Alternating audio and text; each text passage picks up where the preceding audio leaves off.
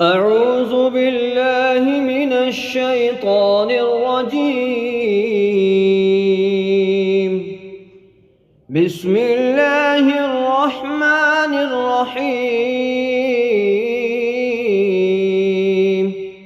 قل أعوذ برب الناس، ملك الناس، إله الناس، من شر الوسواس الخناس، الذي يوسوس في صدور الناس من الجنة والناس.